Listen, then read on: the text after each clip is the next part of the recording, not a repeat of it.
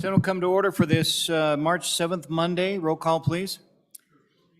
Roll call, legislative day number 16, Monday, March 7th. Anderson? Here. Baldwin? Here. Beitman? Here. Boner? Here. Bouchard? Here. Case? Present. Cooper? Here. Driscoll? Excused. Ellis? French? Here. Furphy? Here. Guru? Here. Hicks? Here. Hutchings? Here. James? Here. Kinski? Here. Kolb? Present. Cost?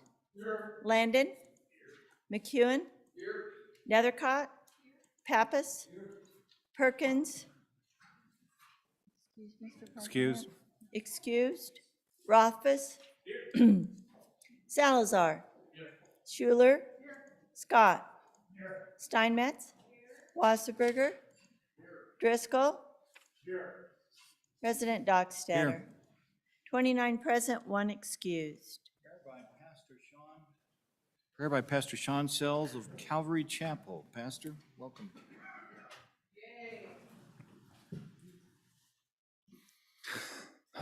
Well, Heavenly Father, so thankful that we can be here to serve in this place, Lord. I'm thankful for my ability to be here as your representative here, Lord. I would pray for each one of these senators that are here today, Lord. I'm so thankful for their investment of time and energy and finances to be here to represent the people of this state. Lord, I would pray, as you taught us to pray, that they would lead us into justice, that they would lead us into peace, Lord.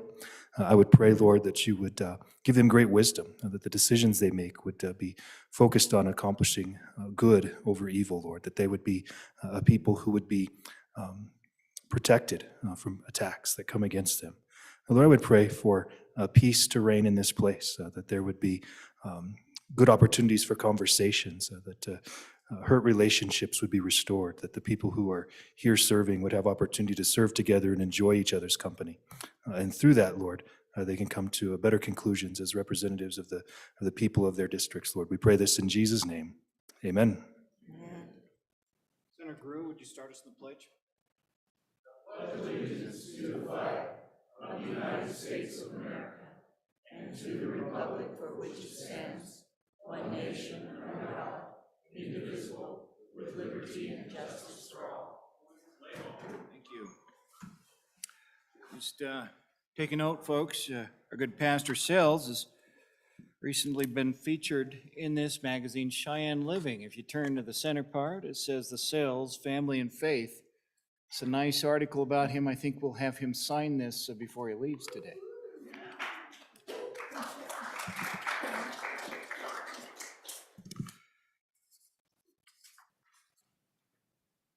Dr. Fitzsimmons, our doctor of the day. And today in Wyoming history, March 7th is 307 Day. In 1947, 307 was the original 86 area codes established by the Bell Telephone Company, and for the last 74 years, it's remained the same area code in Wyoming. Since then, Wyomingites have used 307 as a phrase synonymous with the state's name and all it represents. So with all the growth, I hope we don't ever expand beyond 307. Quote of the day, a strong man cannot help a weaker unless the weaker is willing to be helped. And even then, the weak man must become strong of himself. He must, by his own efforts, develop the strength which he admires in another. None but himself can alter his conditions. That's a quote from James Allen, as a man thinketh. Session status today is the last day for bills to be reported out of the committee in the second house. Confirmation of appointments. We're at that order of Senate confirmation of appointments. Mr. Majority Floor Leader. Mr. President, I move the Senate resolve itself into open executive session. Thank you. All in favor say aye. Aye. Those opposed, nay. Motion passed. Will the reading clerk please read in the entire list of nominees? From the Office of the Governor, March 1, 2022, for the Honorable Diane Dockstader, President of the Senate, regarding appointments for the 2022 legislative session. Dear President Dockstader, it is with pleasure that I submit to the Senate my appointments for confirmation. Favorable consideration of these appointments to Wyoming's boards and commissions and to agency director positions is much appreciated. Dispensing with further reading, signed, Mark Gordon, Governor. Board of Agriculture, Amanda Hewlett, Jody Bagley, Benjamin Anson, Lexi Bowder. Agriculture and Natural Resources Mediation Board, Gail McKendry, L. Stephen Smutko, Sarah Phelan. Arts Council, Jason Sjogren, Carrie DeWitt, Marianne Vinich, Sharon Dynack. Board of Barber Examiners, Jorge Angel Maldonado. Business Council, Charles Kenyon, Catherine Thomasy, Cindy Johnson, John Coyne III, Derek Smith. Children's Trust Fund Board, Charles Kratz, Tiffany Hunt. Community Development Authority, Patrick Thomas. Cultural Trust Fund Board, Nancy Schiffer, Sherry Mullenix. Education, Kristen Schlattman. Energy Authority, Kenneth Miller, Mark Stege, Kara Coquette. Enhanced Oil Recovery Commission, Chad Brister, Dave True. Gaming Commission, Troy Broussard, Ruben Rithaler. Judicial Conduct and Ethics, Harmon Bud Davis II. Medicine, Michael Jording, Aubrey Dozier Tab, Priscilla Dillon, Diane Noden. Mental Health Professions Licensing Board, Camelia Samir Elantabli, Kristen Alcala, Eric Schlitt, Kelly Buckingham, Kathleen Farstad. Mining Council, Curtis Cooley Jr., Stephen Roberts, Stephen Thornberry. Occupational Health and Safety Commission, Mandy Smith. Oil and Gas Conservation Commission, Kenneth Hendricks. Outfitters and Professional Guides, Jeffrey Smith, Teal Wyckoff, Joseph Gondelas. Parks and Cultural Resources Commission, Susan Peters, Barbara Ann Green, David Bassett, Angela Emery. Parole, Scott Wanser. Professional Geologists, Brian Smith. Board of Psychology, Carolyn Pepper. Real Estate Commission, Max Minnick. School Facilities Commission, John Jack Tartar. Tourism Board, Anna Olson, Mark Tessero, Ken Barkey. Transportation Commission, Patrick Crank. Unemployment Insurance Commission, Kelly Brink. UW Energy Resources Council, David Emery, Carl Bauer, Velo Kuskra, Chad Tepley. Water Development Commission, Clinton Glick, John Lawson. Agency Directors, Revenue, Brenda Henson. State Inspector of Mines, Heather Krupa. State Engineer, Brandon Gebhardt. State Construction Department, Jerry Vincent. Chief Information Officer, Bill Veda. Health, Stefan Johansson. Water Development Office, Jason Mead. Thank you.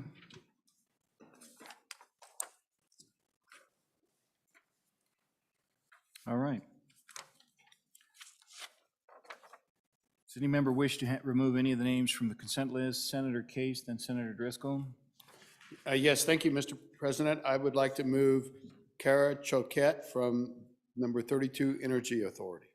Thank you. Mr. President, Senator Driscoll. I move adoption of the consent list, which consists of all appointments as read in. Okay. Chief Clerk, call the roll. Now voting on the consent list, absent the one name noted. On the consent list, roll call. Anderson? Aye. Baldwin? Aye. Beitman? Aye. Boner? Aye. Bouchard? Aye. Case? Aye. Cooper? Aye. Driscoll? Aye. Aye. Ellis? Aye. French? Aye. Murphy? Aye. Guru?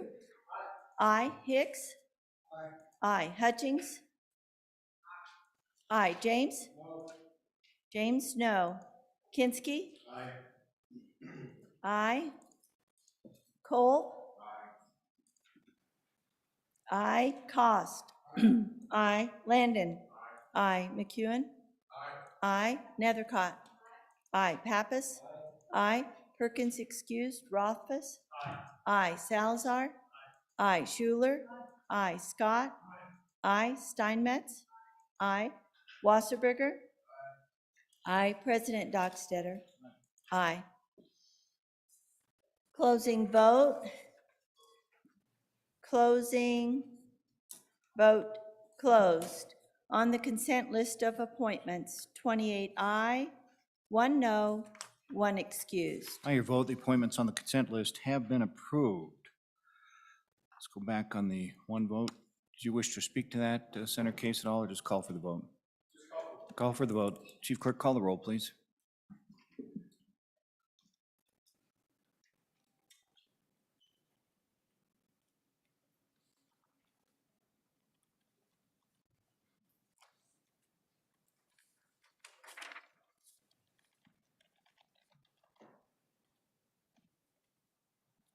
Roll call on Kara Coquette Energy Authority.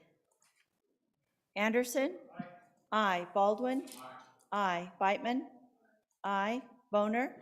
Aye. Bouchard? Aye. Case? No. Cooper? Aye. Driscoll? Aye. Aye. Ellis? Aye. French? Aye. Furphy? Aye. Guru? No. Hicks? No. Hutchings? No. James? Aye. Kinski? Aye. Cole? No. Cost? Aye. Landon? Aye. McEwen? Aye. Nethercott? Aye. Pappas? Aye. Perkins excused. Rothfuss? Aye. Salazar? Aye. Schuler? Aye. Scott? Aye. Steinmetz? Aye. Wasserberger? Aye. President Dockstetter? Aye. Kinski, aye to no. Closing vote. Steinmetz, aye to no. Bouchard, aye to no. Salazar, aye to no. Furphy, aye to no. McEwen, aye to no. French, aye to no. Closing vote. Closing vote closed on the appointment. 17 aye, 12 no, 1 excused.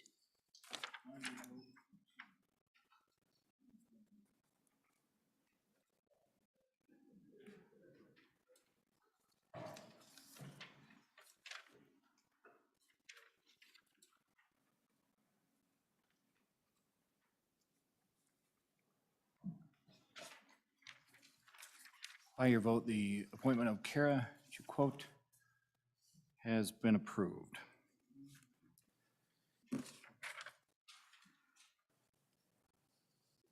Mr. President, I move the Senate dissolve itself from the open executive session. Whoa, hang on.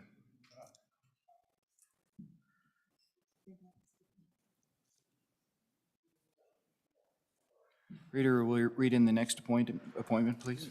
From the Office of the Governor, March 1, 2022, to the Honorable Dan Dockstader, President of the Senate, regarding appointment for the Department of Audit, Senate Confirmation 2022 Legislative Session. Dear President Dockstader, pursuant to Wyoming Statute 9-2-2003B, a majority of the Governor, Secretary of State, and State Treasurer appoint the Director of the Department of Audit to be confirmed by the Senate. Dispensing with further reading. Department of Audit, Justin Chavez. Anybody wish to speak to that? If not, we'll have the roll call, please. Roll call, please. Mr. Shevitz. Department of Audit Director, roll call. Anderson? Aye. Baldwin? Aye. Beitman? Aye. Boner? Aye. Bouchard? Aye. Case? Aye. Cooper? Aye. Driscoll? Aye. Aye. Ellis? Aye. French? Aye. Furphy? Aye. Guru? Aye. Hicks? Aye. Hutchings? Aye. James? Aye. Kinski? Aye. Cole? Aye. Cost? Aye. Landon? Aye. McEwen? Aye. Nethercott? Aye. Pappas? Aye. Perkins excused. Rothfuss? Aye. Salazar? Aye. Schuler? Aye. Scott? Aye. Steinmetz? Aye. Wasserberger? Aye. President Dockstetter? Aye. Aye. Closing vote. Closing Vote closed. Department of Audit Director, vote 29 aye, 1 excused. By your vote, the appointment Department of Audit Director has been approved. Further, read in further. Office of the Wyoming Governor, March 1, 2022, to the Honorable Dan Dockstader, Senate President, regarding Investment Funds Committee appointments for the 2022 legislative session. Dear President Dockstader, in 2017, the legislature established the Investment Funds Committee, IFC, under Wyoming Statute 9-4-720, which provided that a selection panel appoint members to the IFC. Dispensing with further reading, sincerely, Mark Gordon, Governor. Investment Funds Committee, Russell Reed, Ken Lay, Doug Dillard, and Cecilia Herbert. Okay, reading, no further discussion on these appointees. Roll call, please. Okay, not discussion. Would anybody like to have those names removed for consent, from the consent list? If not, roll call, please, and would you state the names again, Chief Clerk?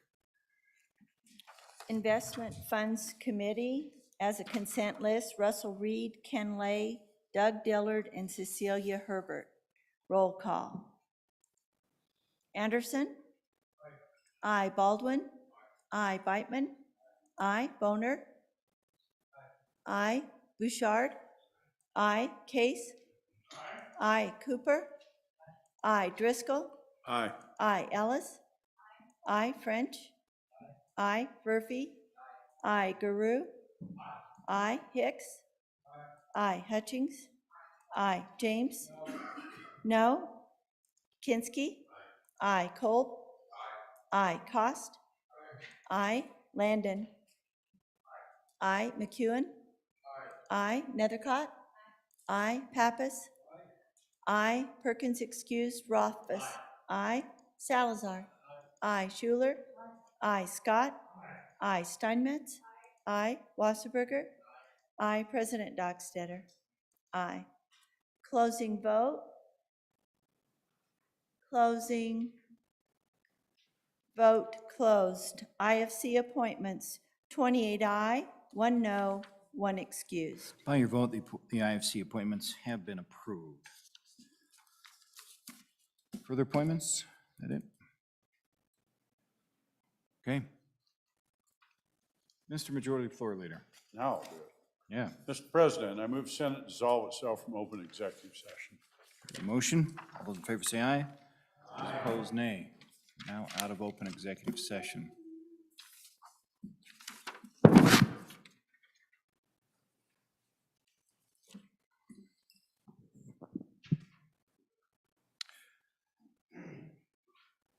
Before we go to concurrences, one other matter of business, the approval of the journal. Will reading clerk please read in the journal committee report?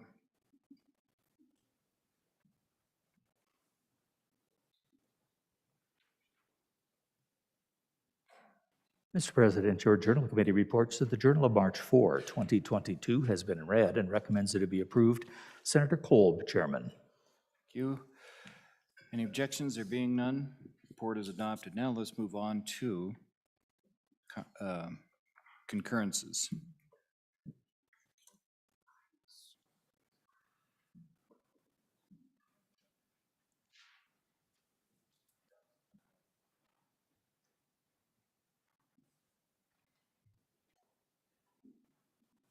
A lot going on in here this morning, folks. Let's move to the Joint Conference Committee report. Senator Hicks. Read it in first, please. Oh, Senator Kinski after that. Read it in, please. Joint Conference Committee report on Senate File 1, General Government Appropriations. Signed, Senators Perkins, Guru, Hicks, Kinski, and Steinmetz. Representatives Nicholas, Larsons, Hortz, Stith, and Walters. Senator Kinski, you ready with the Joint Conference Committee report? Thank you, Mr. President. I move adoption of Joint Conference Committee Report number 1 to Senate File 1 and ask you to vote aye. Before I walk you through the Conference Committee report, Senator Hicks is going to walk us through the White Rod, which is the very large report you have here, and kind of tell you net where we've ended up. They don't have a large one, Hold on, Senator Hicks. Mr. Chairman, in your package, you're going to find this, but you don't have the large version. This is just for those people with bad eyes on Appropriations Committee. But when you pick up your package, it's going to be in there. So this is your goldenrod, folks. But it's printed here. It's the white rod was what we're going to call it for right now. So go through your packet and pull that out. And this is just going to give you a real quick high-level overview after what the conference committee report does and where we're currently at on the budget. So what I'd like you to do is flip to the second page of that. The first page is just a summary of all those different funds that we have and the expenditures, but a little more detail. So if you go to the second page, this deals strictly with the general fund. And so when you go down to the bottom right-hand corner, and you track that across, and so if you start right down there where it says subtotal, in 2021, the budget that we had passed was $3.163 billion. We all know we went through the step 1, step 2, step 3 reductions associated with COVID. But the current budget that we've adopted in this bill that my colleague from Sheridan County will present to you here in a moment is a total of $2.786 billion. So over the last biennium, it is a reduction of a little over $400 million. Mr. Chairman, if you want to see up on line 26, that's the difference between that came out of the House and come out of the Senate. The House had actually expended $2.51 million. The Senate $2.486 million in the actual budget bill. There was $24 million more expenditure on the House side than the Senate side. The conference committee report comes out, and again, if you look at that bottom right-hand number, our general fund budget, again, that Senator Kinski will present here in a moment, is $2.786 million. So, Mr. Chairman, if you just flip over to the next page on page 3, what I'd like you to do is take you down to the legislative stabilization and reserve account. And if you go up to line 26, and you look at the 2021-22 budget. So where we started with in the LSRA as we came into the session at this point in time, we were at $1.56 billion in the LSRA. And now if you go down to line 52, and this is in the budget, and then all those bills that are currently still out there, most of these have passed. I think by the time we get out of here right now, we're going to be sitting at about $103 million less in the LSRA under the current budget and the bills that we currently have passed. We will have an LSRA of $1,457 million. So it's a reduction under the current budget. We're going backwards on our savings account, folks. So just keep that in mind as we go forward. The next one, what I'd like to do is take you down to the strategic investment and project accounts. Typically, this is where we do a lot of our large building and investment projects. So when you look down at that bottom on line 86, we came in the session with $171 million in the SIPA account. We're leaving here with zero, and it's unlikely in the next budget cycle. So next year when we come back, it doesn't look like there's going to be any money that flows through our normal general fund all the way down. So there will be zero in the SIPA account next year. And I'll explain where all that money went because it was much more than 171.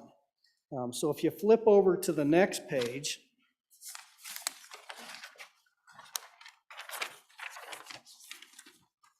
and so now we're off of the general fund and we're on to the school foundation program.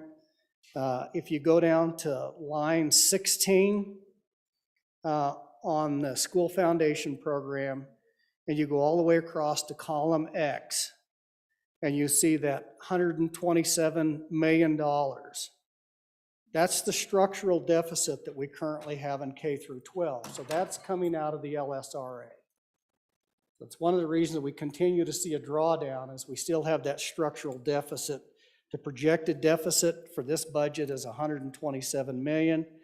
Mr. Chairman, if you go down to line 41, and you see that 100 million that comes across all the way for school foundation program, that comes out of the LSRA too. So we always start the school foundation program with $100 million, and that's a direct auto appropriation that comes out of the LSRA. And then here's where you see a lot of the SIPA money that went in. Part of the reason that there'll be zero left is, so the next one will go down as school capital construction account. If you go down to the bottom, we're going to spend on school capital construction in this budget $245 million. And then if you go up to lines 56, 57, and 59, because there was not enough money to fund all the school capital construction in this budget, we transferred $14 million, 14.7 out of the LSRA, out of the school foundation program reserve account, another $4 million, and then out of the LSRA, another $46 million out of the LSRA for school capital construction. Mr. Chairman, that just kind of gives you a broad overview of where we're at in the budget. We're bringing to you a budget that's 400 million less than the last one in the biennium. That's fairly flat.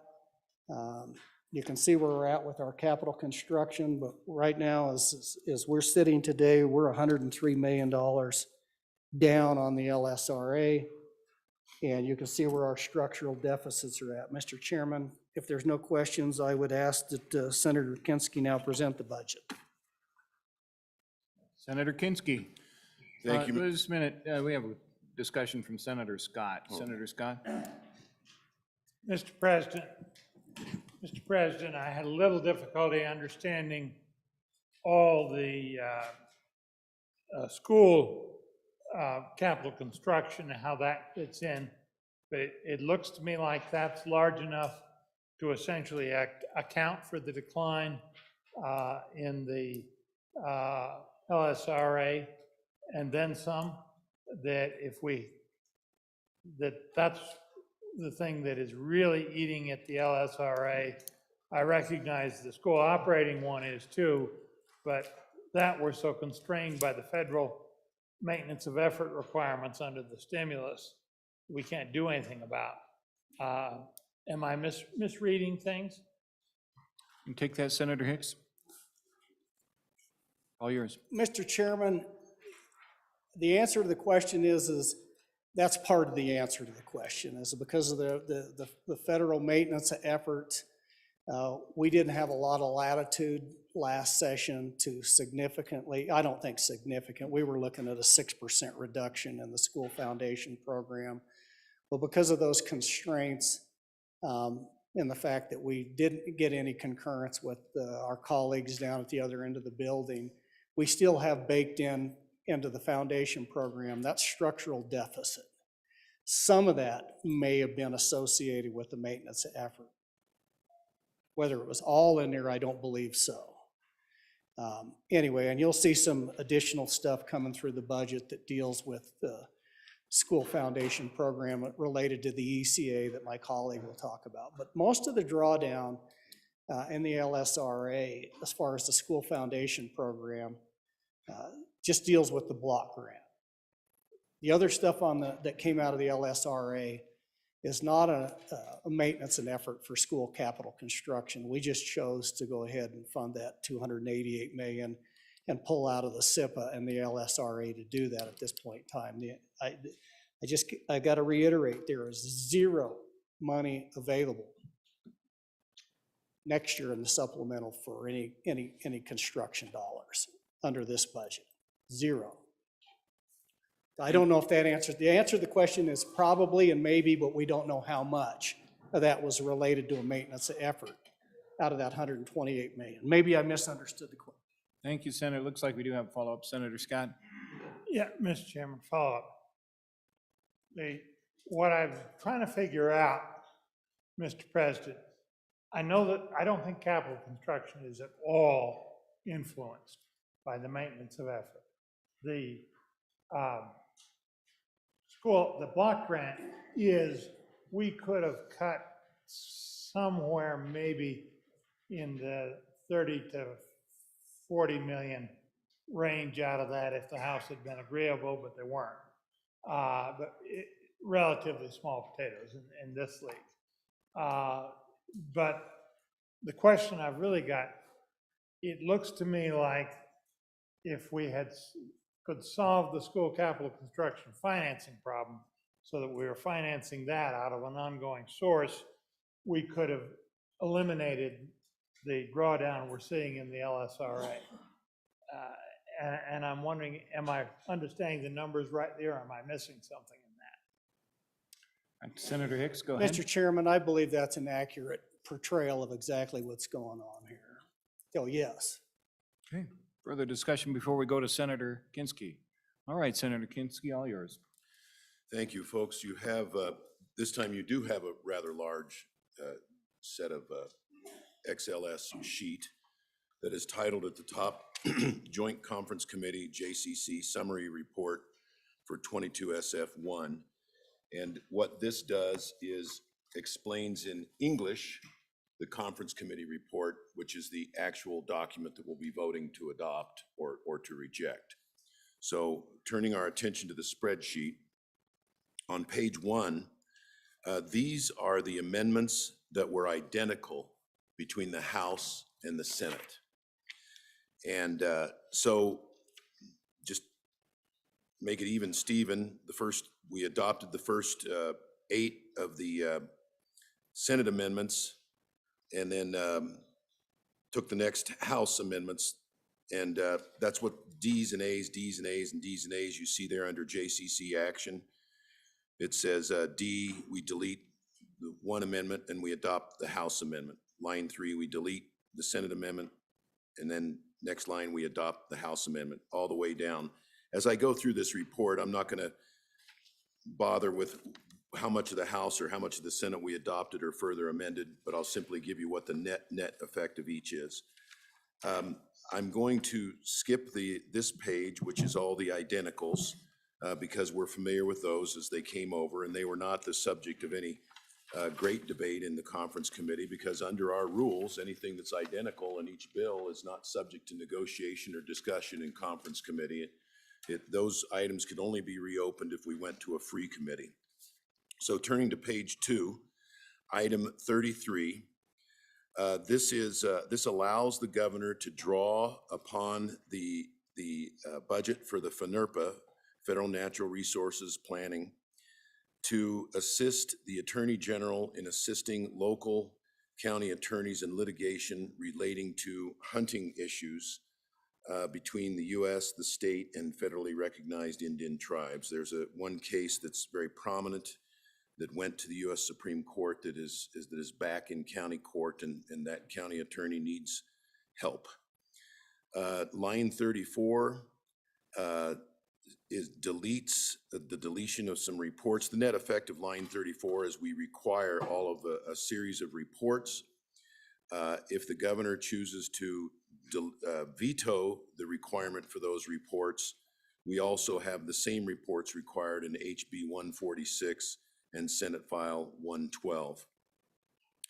Item 35 simply makes the FNRPA money for the Black Hills National Forest Plan revision appropriation effective immediately. This is hoping to jointly develop a plan for the Black Hills National Forest with the state that adjoins us to the east.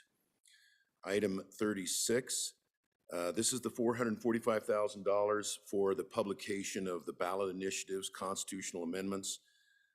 We started out with a budget for 1, but it appears there may be a fair number more.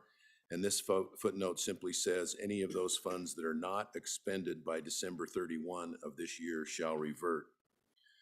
Item 37, the state treasurer, you'll recall originally we authorized $1.6 million out of the special revenue, which is the investment account. We deleted the 1 million because it turns out the department has sufficient dollars for this consulting contract. This is a major national accountancy that is helping us put together the back office and make sure we're keeping proper track of all the investments. We did leave in authority for $681,000 for 3 additional full-time equivalents in the back office, 2 accountants and 1 managing accountant. As you know, as the investment portfolio grows and the sophistication of our portfolio grows, we've had outside reports that said we are just woefully understaffed in that area for what we need to properly do the job. So we know we're going to need more people than this eventually, but this is what they can onboard at this time. Item 38, the net effect of this is that the IFC will continue to screen potential candidates for CEO or COO in the state treasurer's office and then recommend a hire. Item 39, first, we did concede with the House to allow $267,000 for operation of a Veterans Museum budget in Casper Airport. And then the subsequent 2 footnotes relate to this chart. So let's go to this chart here. Looks like this. It's got this tremendous Rube Goldberg-like machine that shows how our money flows. So if you've grabbed this, and I'll I have to give you a disclaimer in advance. I think we spend a lot of time on much ado about nothing, because to me, money is money is money is money. And in the ideal world, we'd have a state checking account and a state savings account. But not everybody sees it that way, so we've got this giant pachinko machine where the money falls down through these various layers and falls into various buckets and coffee cans. So the tussle this time was in the lower right-hand corner that's highlighted in yellow. Everything else is the status quo. And the tussle was, if we have an increase in revenue due to sustained high natural gas prices and sustained high oil prices, where does that unanticipated money go? That is money over and above what we thought we were going to do when we did the January 2022 Craig forecast. So on the side that is labeled federal, at the top, federal mineral royalties, FMRs, this says if we collect FMRs in excess of $459 million, that is sustained oil and gas prices, anything over that 459 in fiscal year 23, 60% would go to the budget reserve account, which would probably at current estimates yield that 8 million less, and then 40% would go to the school foundation program, which would yield that program 8 million more than under the current statute. And then the hurdle rate for 24 is $429 million. So it's a theoretical, and the longer the world continues to decay in the Ukraine, it may not be theoretical, unfortunately. We may have some excess there that simply goes to the benefit of those programs. Then on the other side, severance taxes, again on the yellow side, if we have anything over $328 million, 1/3 goes to the budget reserve account. Under statute, that would be 2/3, which means about 33 million less into the budget reserve account. And then 1/3 would go into the school foundation program reserve account, which would be 33 million more towards that. See, we're just shuffling money one pocket to the other. And then 1/3 goes into the general fund, which has no net change on the general fund. So this is just a tussle that seems to happen every year over the money, because if you shift a little money this way, maybe it looks like the education deficit's not quite as big as it is. And if you shift money back the other way, it makes the education deficit look a little bit worse and the general fund a little bit better. So like I say, to me, I think we ought to have a savings and a checking account, but that not everybody shares that view, and so that's what that footnote on item number 39 was all about. Item 40. It's a footnote that says not less than $70,000 general fund shall be expended for rangeland health assessment program grants. This is something that we didn't necessarily feel was necessary, but we compromised with our colleagues. Item 41, this is, it's related to 42 and 43, the net effect of which is we're telling DEQ, take $150,000 out of your own budget and do a feasibility study on obtaining agreement with the U.S. Nuclear Regulatory Commission relating to mining and processing of rare earth minerals and nuclear materials related to that. So that dispenses with 41, 42, and 43. 44, let's see, this was a $10 million Pathways program, which our House colleagues agreed to back away from.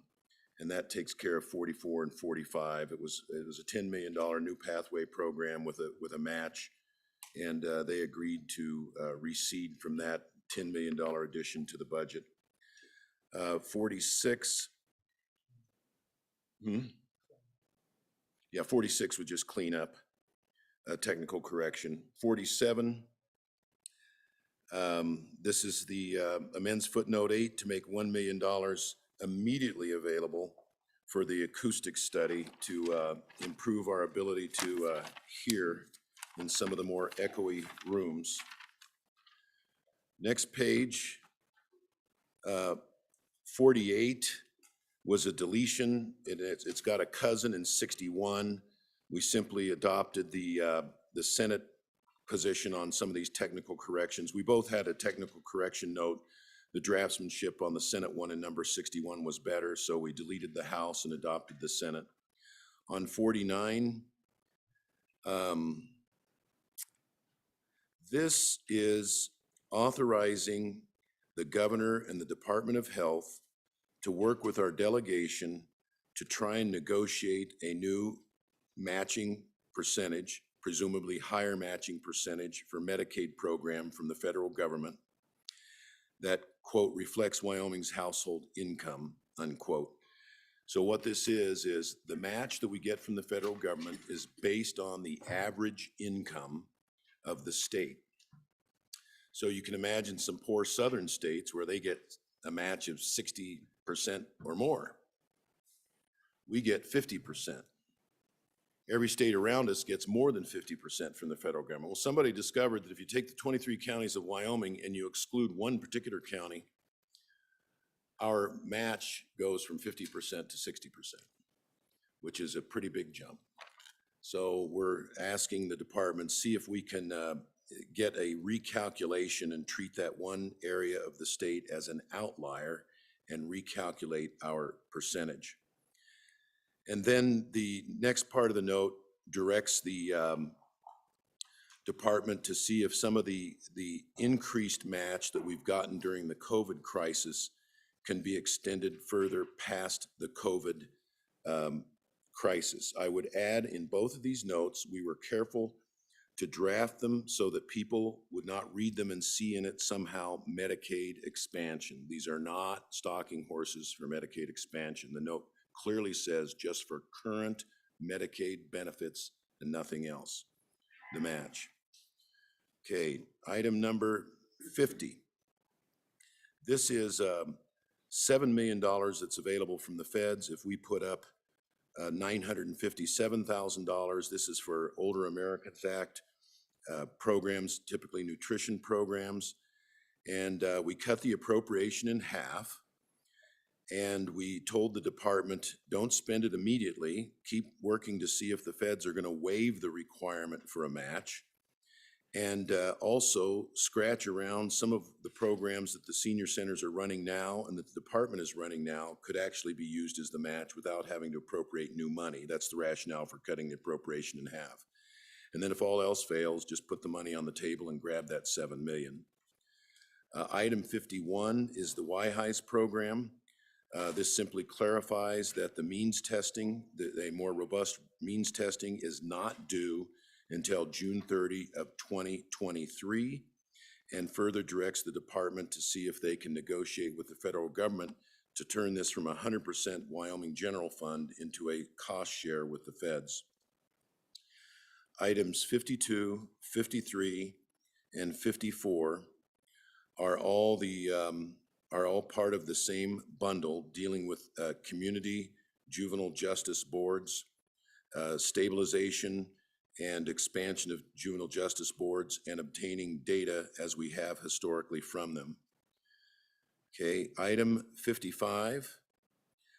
This is a compromise on the language that we had in our bill with regard to a particular department at the university. This requires a study, a report back from the university on, in particular, the requirements for non-liberal arts students to take specific kinds of courses in the liberal arts portion of the university, as well as various other sorts of required trainings and orientations. So in the end, it's going to be enlightening to get this information back and see where we are at the university with that. Okay, items 56 and 57. You will recall there was discussion about the Shop Wyoming program not allowing any Wyoming-made firearms or ammunition on that site. And it was because the credit card processor refuses to accept those products. And this says if you can't get that site compliant, then set up a new site that is specifically focused on firearms and firearm-related products made in Wyoming.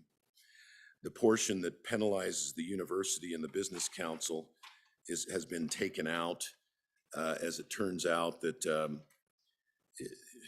it's for reasons that it's hard to explain, that it's federal money that neither one of them necessarily controls. So we were dinging them for the wrong reasons, and they do want to get it fixed. So they've made that commitment, and we're requiring that fix. Item 58, this is one of our House colleagues that wants to see if carbon dioxide from coal-fired or natural gas facilities can be used in asphalt or concrete on public works projects. The appropriation is effective immediately.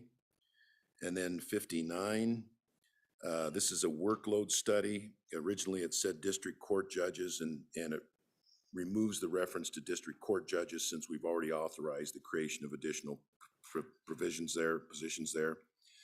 Item 60, the net effect is that the ECA for K-12 is restored at 9.3 million. You will recall that we deleted that and we receded from that so that the 9.3 million remains in the budget. Item 61 are simply technical corrections. Item 62 is a direction to the Department of Education to continue to maintain funding for certain agriculture and farming programs.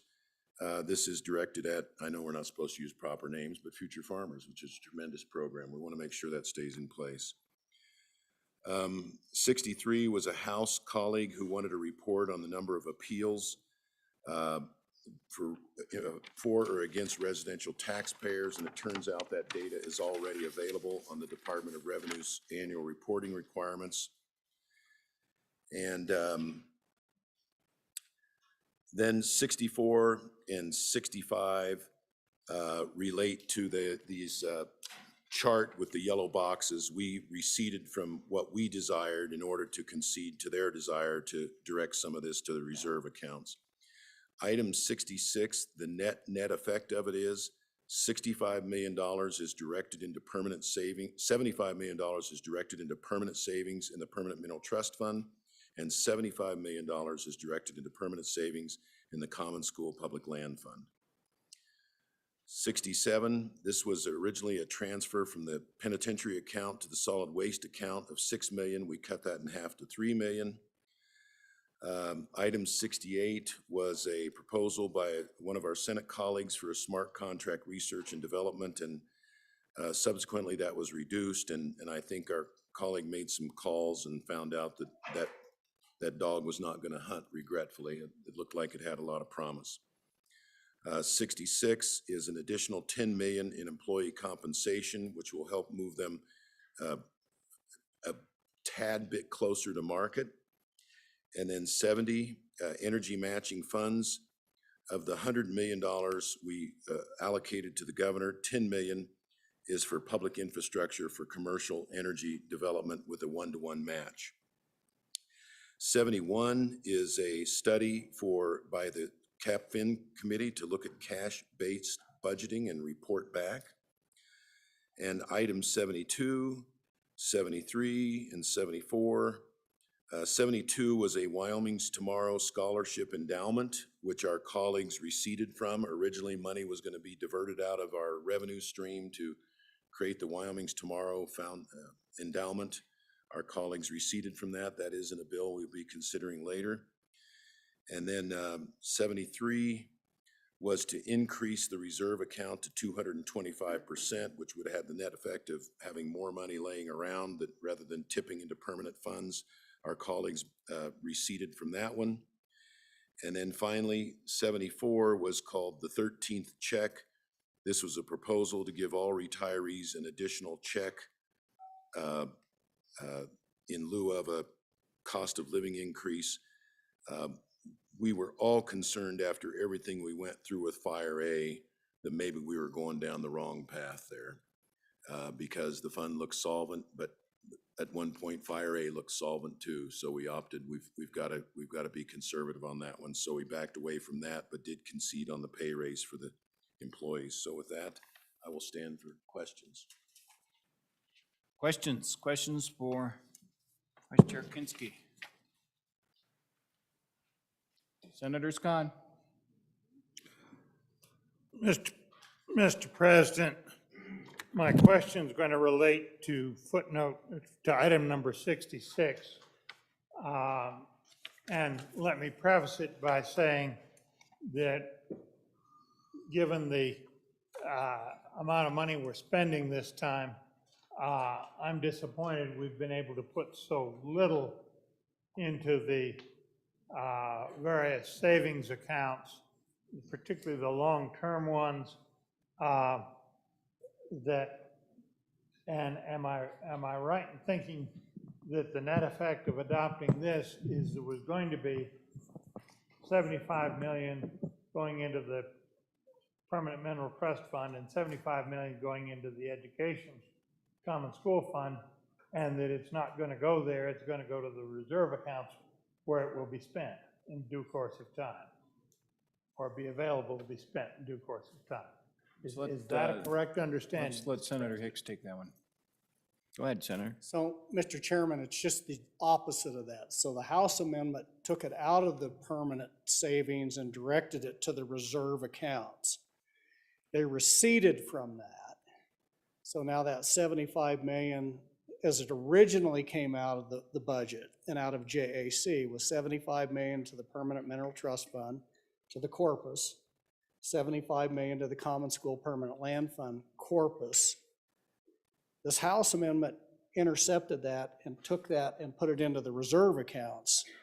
They've receded, so now that 75 million is going in to the Permanent Mineral Trust Fund and 75 million to the Common School Permanent Land Fund. Hope that provides clarification, Mr. Chairman. Thank you, Senator Hicks. Further questions on this? Further questions? It's your opportunity, folks. If not, we'll move forward then.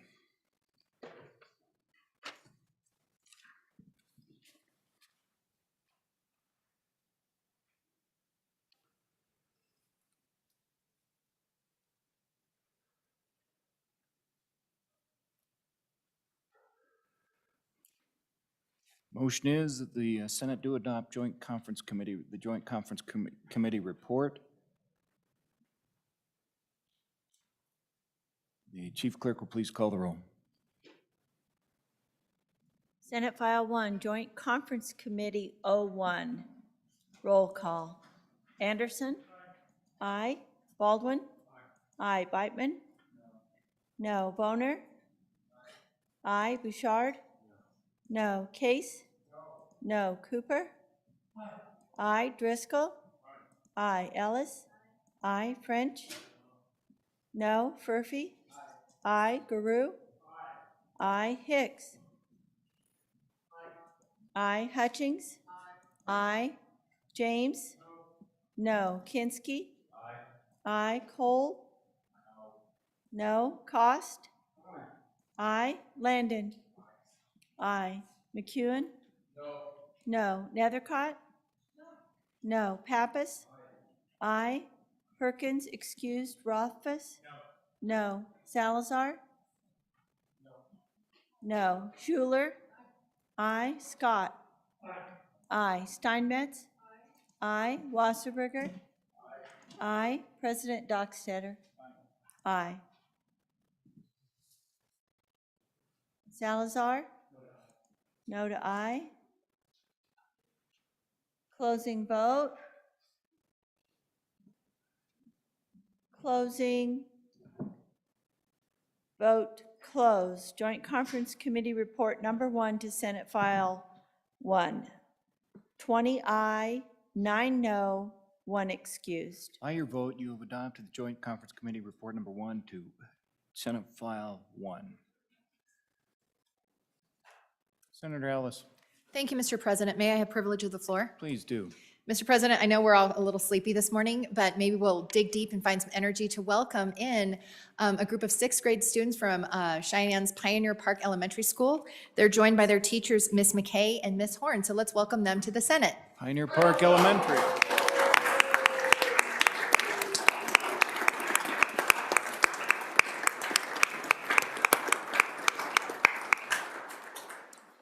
Pioneer Park Elementary, welcome to the Senate.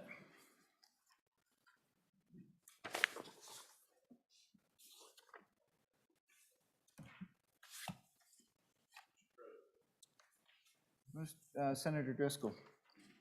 Senate will stand at ease, the sound of the gavel if you're willing, and we will go into caucus downstairs, Republicans. Okay, absent objection, we'll stand east, sound of the gavel, brief caucus downstairs. Thanks, folks.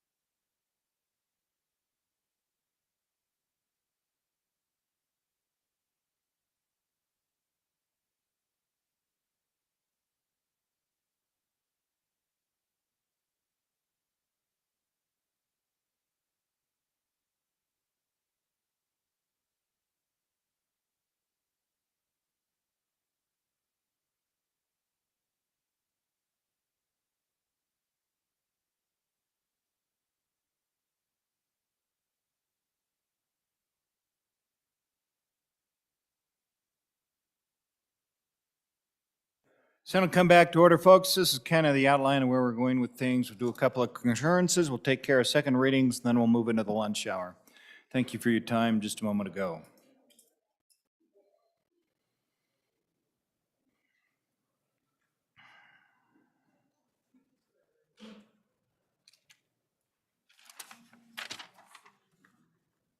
We're missing.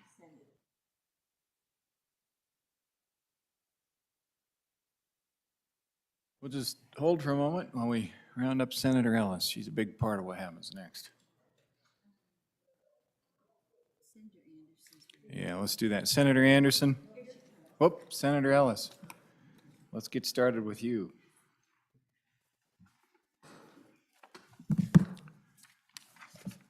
Senator Ellis, are you ready with message 194? I am, Mr. President. Message 194, referencing Senate File Number 6, Aquatic Invasive Species, Inspection Enforcement. Senator Ellis. Thank you, Mr. President. I move for concurrence on Senate File 6 and ask for your favorable consideration. Colleagues, you'll recall that we were looking for more enforcement tools that might actually get people to stop bringing in their boats and things that might be carrying aquatic invasive species. And so the bill that we brought before you said that if this person has been on notice that they need to get their conveyance inspected and they fail to do that, that we're going to keep them out of our state parks. Our colleagues down the hall did some good work on this bill. They added clarifying language that said it's not only that you needed to get your conveyance inspected, but you actually put it in Wyoming waters. So they made one clarifying amendment. And then they recognized that limiting your access to state parks wouldn't be effective in places like Alcova or Flaming Gorge that aren't part of the state park system. So they added language that they deleted that section and said that they may be prohibited from operating any watercraft on any of the waterways of the state for not more than 3 years. So a good catch on their part. And then the last thing they did was modified the effective dates.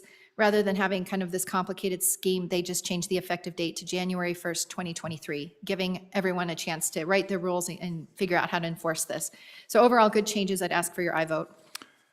Message 194, Senate File 6, discussion. Senator Hicks. Mr. Chairman, I do not have a copy of that concurrence report on my desk, and I was just wondering if anybody else does. Trust us. Oh. Yeah, it's an email, and I got a copy up on the desk here for you, sir. Got a digital copy on your email. If we're going to send you one out, here's a paper copy on the way. Nice to know that we're doing everything digital.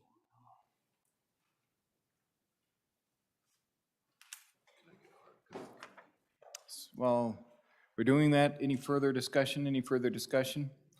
Senator Kinksey, are you standing just as, okay. I'm looking for the amendment, sorry. All right. What do you think, Senator Hicks? All right, we're good. All right. No further discussion. The motion is the Senate do concur on Senate File 6 and vote aye. Chief Clerk, please call the roll. Concurrence vote, Senate File 6. Anderson? Aye. Baldwin? Aye. Beitman? Aye. Boner? Aye. Bouchard? No. Case? Aye. Cooper? Aye. Driscoll? Aye. Ellis? Aye. Aye. French? Aye. Furphy? Aye. Guru? Aye. Hicks? Aye. Aye. Hutchings? Aye. James? No. Kinski? Aye. Aye. Kolb? Aye. Cost? Aye. Landon? Aye. McEwen? Aye. Nethercott? Pappas? Aye. Perkins excused. Rothfuss? Aye. Salazar? Aye. Schuler? Aye. Scott? Aye. Steinmetz? Aye. Wasserberger? Aye. Nethercott? Aye. President Dockstetter? Aye. Closing vote. Closing. Vote closed. Senate File 6, 27 aye, 2 no, 1 excused. By your vote, you've concurred with House amendments on Senate File 6. Again, that's message 194. Senator Anderson, are you ready on message 195? Yes, Mr. President. Reading clerk, read it in, please. Message number 195, referencing Senate File Number 35, Electric Vehicle Charging Stations Regulation Exemption. Senator Anderson. concurrence on message 195 and ask you to vote no. This is the same amendment that we had in the Senate Minerals Committee, and we rejected it. We did not even move the amendment. It's an amendment from the utility saying that you can only buy from that utility, which is true, but we didn't think it needed to be in the bill applying to electric vehicle charging stations. So we would like to have them take that out of the bill. Thank you. All right, further discussion? Further discussion? Okay, the motion is the Senate concur on Senate File 35 and vote no. Chief Clerk, call the roll. Concurrence vote, roll call, Senate File 35. Anderson? No. No. Baldwin? No. Beitman? No. Boner? No. Bouchard? No. Case? Aye. Cooper? No. Driscoll? No. Ellis? No. French? No. Furphy? No. Guru? No. Hicks? No. Hutchings? No. James? No. Kinski? No. Cole? No. Cost?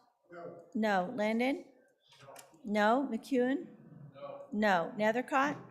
No. Pappas? No. Perkins excused. Rothfuss? No. Salazar? No. Schuler? No. Scott? No. Steinmetz? No. Wasserberger? No. President Dockstader? No. No. Closing vote. Closing. Vote closed. Senate File 35, 1 aye, 28 no, 1 excused. By your vote, you failed to concur with House amendments on Senate File 35. Conference Committee, Anderson Chair, Rothfuss, Wasserberger. Reports from standing committees.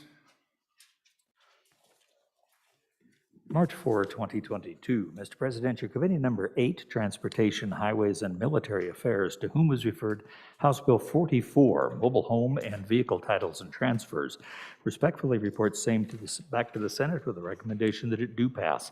Ayes, Senators Furphy, Landon, McEwen, and Pappas. Excused, Senator Anderson. Senator Pappas, Vice Chairman.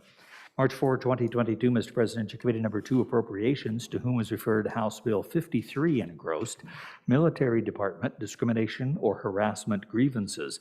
Respectfully report same back to the Senate with a recommendation that it do pass failed in accordance with Senate Rule 5-4. Ayes, Senators Guru and Perkins. No, Senators Hicks and Steinmetz. Excused, Senator Kinski. Senator Perkins, Chairman. March 4, 2022, Mr. President, your Committee Number 2, Appropriations, to whom was referred House Bill 96 engrossed, State Official Salary. Respectfully report same back to the Senate with a recommendation that it do pass. Ayes, Senators Guru, Hicks, Perkins, and Steinmetz. Excused, Senator Kinski. Senator Perkins, Chairman. March 4, 2022, Mr. President, your Committee Number 2, Appropriations, to whom was referred House Bill 73, Omnibus Water Bill Planning. Respectfully report same back to the Senate with a recommendation that it do pass. Ayes, Senators Guru, Hicks, Perkins, and Steinmetz. Excused, Senator Kinski. Senator Perkins, Chairman. March 4, 2022, Mr. President, your Committee Number 2, Appropriations, to whom was referred House Bill 146 engrossed, General Government Reports. Respectfully report same back to the Senate with a recommendation that it do pass.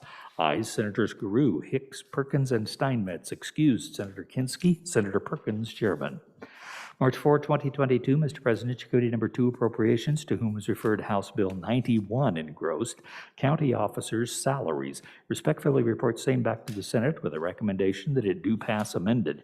Ayes, Senators Guru, Hicks, Perkins, and Steinmetz. Excused, Senator Kinski. Senator Perkins, Chairman. March 7, 2022, Mr. President, your Committee Number 10, Labor, Health, and Social Services, to whom is referred House Bill 92, Abortion Prohibition, Supreme Court Decision. Respectfully report same back to the Senate with a recommendation that it do pass. Ayes, Senators Baldwin, Bouchard, Furphy, Hutchings, and McEwen. Senator Baldwin, Chairman. Bills on second reading.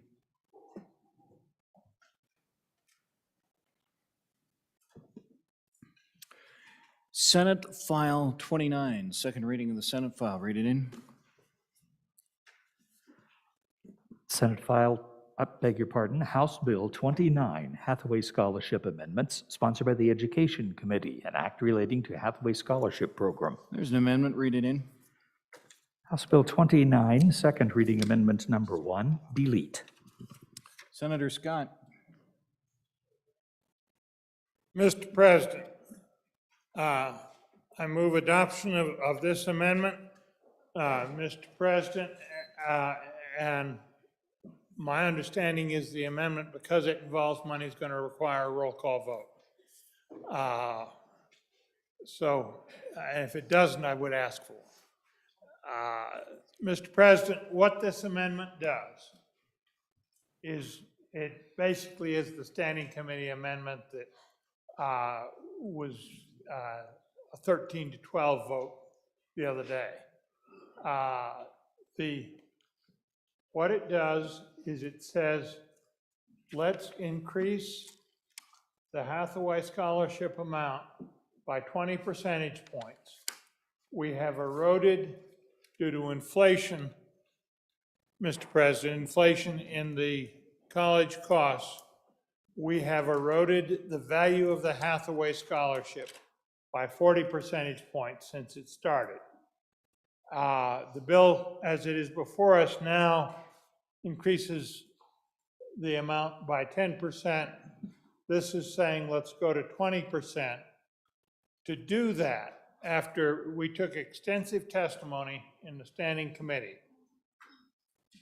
to do that safely, we need to appropriate $14 million more, 3.5 a year, to the expenditure account here, so that we have enough money there so we can run for 4 years without having to have any capital gains income from the endowment account, Mr. President.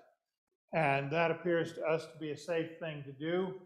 We added a little more protection by preventing a tip that we think is going to be about $1 million from the expenditure account into the corpus. So we have enough so we can run 4 years plus without any capital gains, and that, we think that's safe.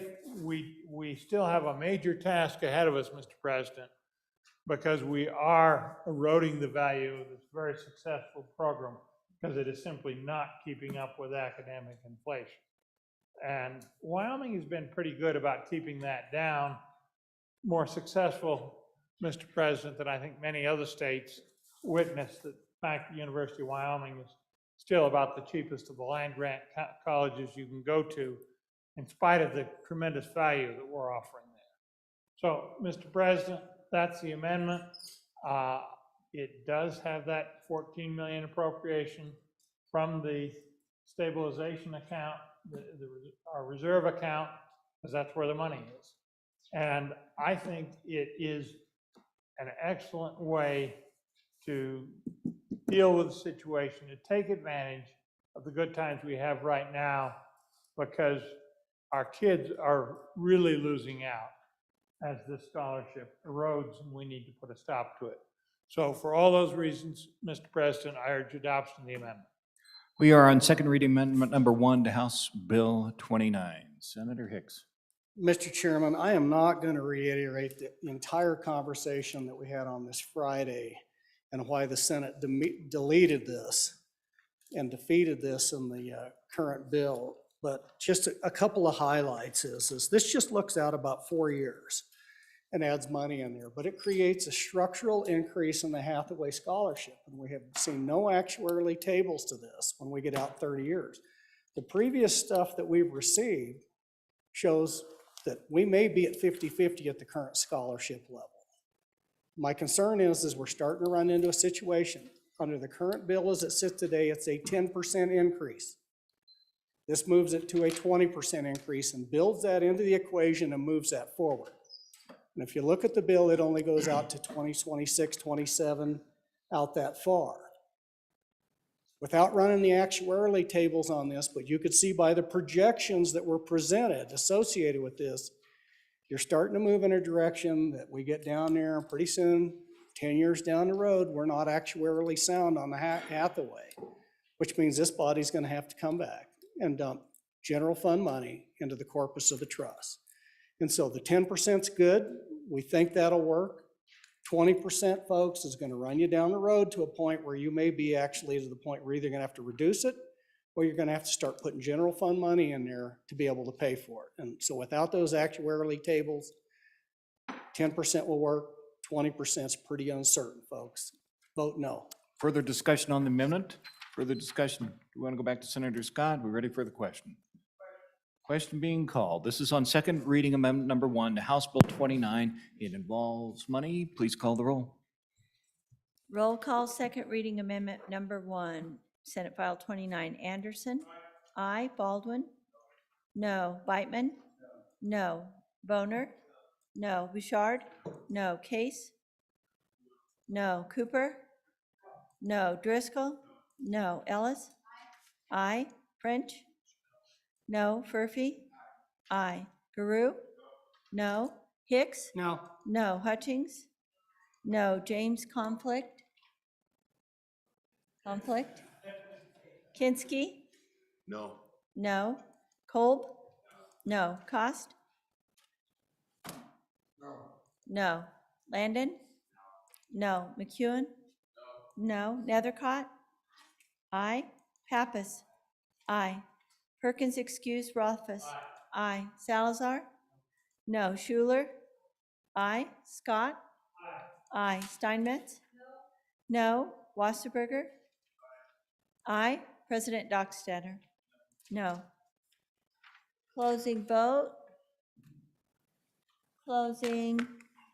Vote closed. On the amendment, 9 aye, 19 no, 1 excused, 1 conflict. Second reading amendment number 1 to House Bill 29 is failed. We're back on the bill. House Bill 29. Any further discussion? Question. House Bill 29, having been read 2 separate times, the question is, shall the bill be read a third time? Hearing no objection, it is so ordered. House Bill 72, second reading of the House Bill. House Bill 72, hunting license application funds. House Bill 72, having been read 2 separate times, the question is, shall the bill be read a third time? Hearing no objection, it is so ordered. House Bill 89, second reading of the House Bill. House Bill 89, monthly ad valorem tax revisions enforcement. House Bill 89, having been read 2 separate times, the question is, shall the bill be read a third time? Hearing no objection, it is so ordered. House Bill 136, second reading. House Bill 136, underground water contested case hearings. Mr. President. There are no amendments, but there is discussion. Senator Boner. Thank you, Mr. President. Just following up on some of the questions we didn't have answers to, and discussing this with legislators from the area, it seems like in terms of the number of contested cases, there's been about 3 in the past 5 years in Laramie County, none that we know of in Platte or Niobrara County. Those are the 3 control areas currently that are currently in place. A lot of the contested cases are located here in Laramie County. So that's the answer to one of the questions we didn't really have the answer to right off the bat on committee of the whole. Okay, any further questions or discussion regarding the senator's comments? House Bill 136, having been read 2 separate times. The question is, shall the bill be read a third time? Hearing no objection, it is so ordered. House Bill 137, second reading. House Bill 137, state land exchanges public notice. House Bill 137, having been read 2 separate times. The question is, shall the bill be read a third time? Hearing no objection, it is so ordered. Mr. Floor Leader. Mr. Vice President, you want to move us into lunch? Mr. President, I move that we stand in recess until 2 p.m. All right, any announcements? Any announcements? Senator Anderson. Mr. President, your Minerals Committee will meet today upon noon recess at 12:30 in room W4 and online to hear continuation from March 4th, House Bill 131 engrossed nuclear power generation and storage amendments. Thank you. Senator Boner. Thank you, Mr. President. Just letting everybody know your Joint Agriculture Committee will meet Wednesday, March 9th upon noon recess in Capitol Center Room W6 to discuss interim topics. Stay in the neighborhood. Senator Landon. Mr. President, thank you. The Transportation Committee will meet upon adjournment tonight to take up House Bill 64. That'll be down in W2 upon adjournment. Thank you. Senator Baldwin. Thank you, Mr. President. This first notice that your Labor, Health, and Social Services Committee, number 10, will meet Wednesday morning, March 9th, to consider interim topics in room 3 of the extension. All right, thank you. Any further announcements?